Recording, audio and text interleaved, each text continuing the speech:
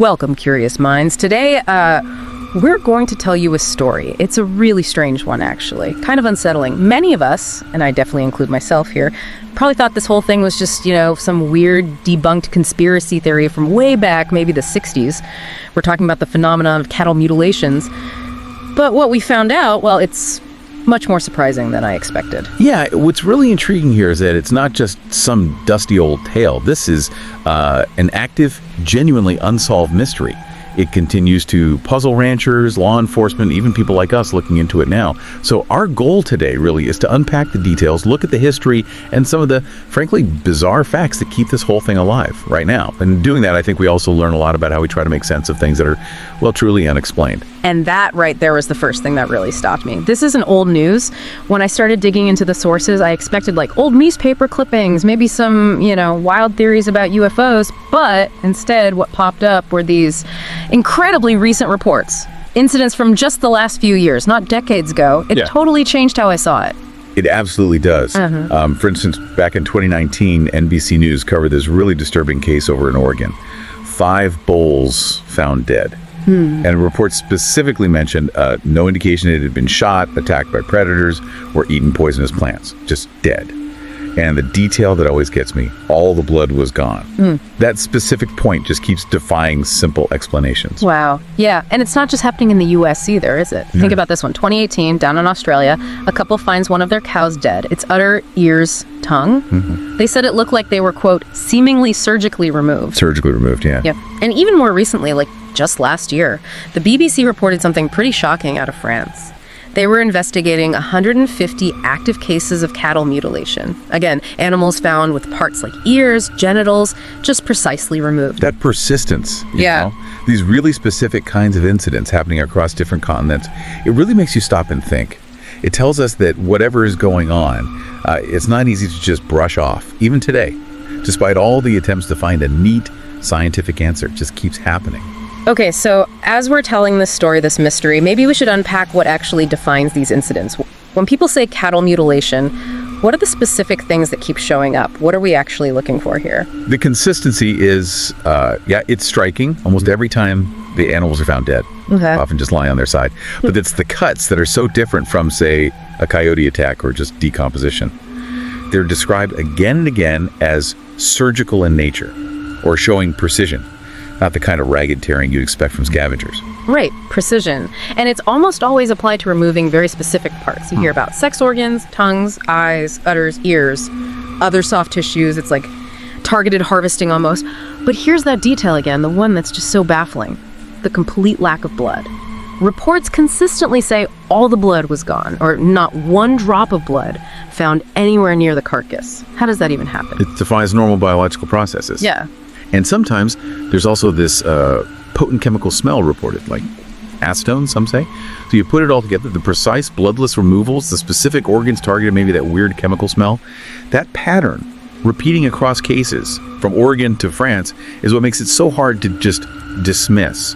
And like you said, it's not always cattle. Remember Lady the Horse? That's another key part of the story. Okay, yeah, Lady.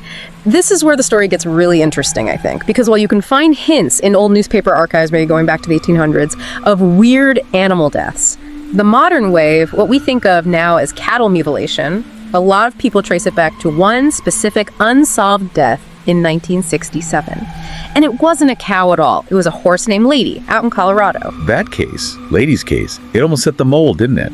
She was found dead by her owner or caregiver on a ranch, and the immediate thing was her head. It was described as stripped bare to the bone. And like you just mentioned, the cuts were described as precision cuts, definitely not animal bites, way too clean. Exactly. And just like the later cattle cases, there was that strong chemical smell reported nearby. And somehow, no blood at the scene, zero.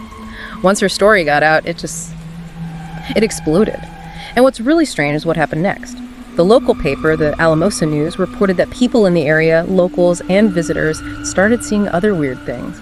They talked about being stalked by what they described as strange objects. So it really captured the public imagination, kind of laid the groundwork for this whole modern mystery. Strange objects. Yeah. Lady's case, even though it was a horse, it established those really unsettling hallmarks. The precision, the lack of blood, that odd smell. These became the characteristics that would define future cattle mutilation claims. It's like that single incident provided the template almost. And it's those features that still baffle investigators and, well, keep people talking about it today. So, okay, you hear all this and the obvious question pops up. Just how common is this really? If it's still happening, if it has these specific traits, are we talking like a few weird cases here and there, or is it something bigger? Well, that's part of the problem. There isn't one single place, like a central database, tracking all these reports. Right. So pinning down exact numbers, it's really hard. It's definitely more than just, a couple of isolated incidents. But a precise count, very difficult. Yeah, I can see that. If you just start looking through news reports, you'll find dozens, maybe hundreds over the years, easily. But then you see other sources, sometimes maybe less rigorously vetted ones, claiming numbers as high as 10,000 over the decades. Now, you probably need to take that huge number with a pinch of salt, right? The reality is likely somewhere between, say, a couple hundred to several thousand confirmed or at least credibly reported cases. But what is clear, like we talked about with Australia and France, this isn't just some weird American thing, it's global. And that global spread, even without perfect data, highlights a really important aspect: the economic impact. We're often talking about expensive livestock here, bulls, breeding cows. For ranchers, this isn't just a curiosity, it can be financially devastating. It hits their livelihood directly. So that ensures these cases, explained or not, remain a very real, very serious problem for the people affected. And you won't believe this, maybe, but it actually got so serious it reached the highest levels of investigation here in the U.S. Back in the late 1970s, the FBI actually got involved. They started looking into it. Right. The trigger was apparently a letter sent directly to the FBI director. Yeah. It came from Carl T. Curtis, who was a senator from Nebraska at the time. He wrote about, and this is a quote, "a series of incidents stretching from Oklahoma to Nebraska in which cattle had been dismembered in some kind of strange witchcraft cult."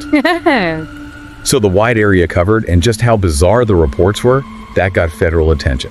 Took it way beyond just local sheriffs. And here's something really wild. If you go to the FBI's website today, right now, they still have a section under Unexplained Phenomena that lists animal mutilations.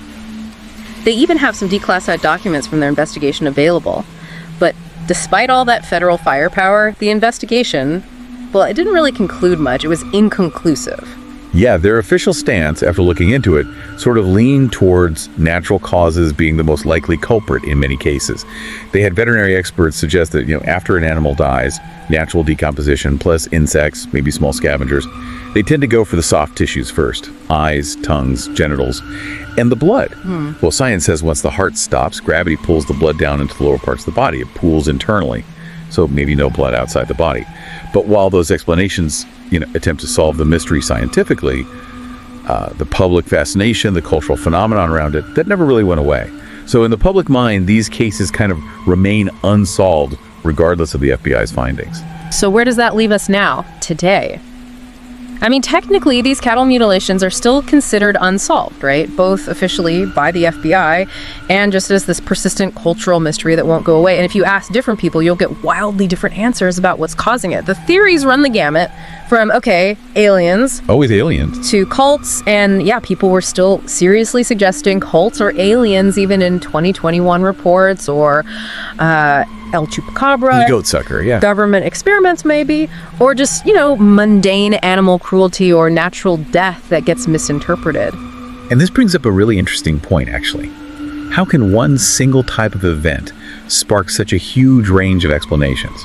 From the totally ordinary to the completely out there. It's a perfect example of something called the one-cause fallacy. That's our tendency as humans, to want to find one single reason for a complex problem. We want that neat answer. But the reality is often messier. It's likely due to a whole bunch of different factors, maybe interconnected, maybe not. Okay. So it's probably not like one single secret explanation that covers every single case. Exactly. It's much more likely a spectrum. Maybe some cases genuinely were related to some bizarre cult activity, like Senator Curtis suspected way back when. Others could absolutely be natural deaths where decomposition and scavengers just create a scene that looks weird, especially if the animal isn't found right away. And heck, we even know about things like cow tipping, right? Bored kids in rural areas doing stupid things. Could that potentially explain some reports of strangely positioned animals? Maybe. The truth is probably a mix of many things. Natural causes, predation, human cruelty, maybe even some genuinely unexplained events in there too. But trying to force it all into one box, That's where we often go wrong. Wow. So this deep dive has really shown that this whole cattle mutilation thing is way more complicated and honestly more persistent than I ever thought.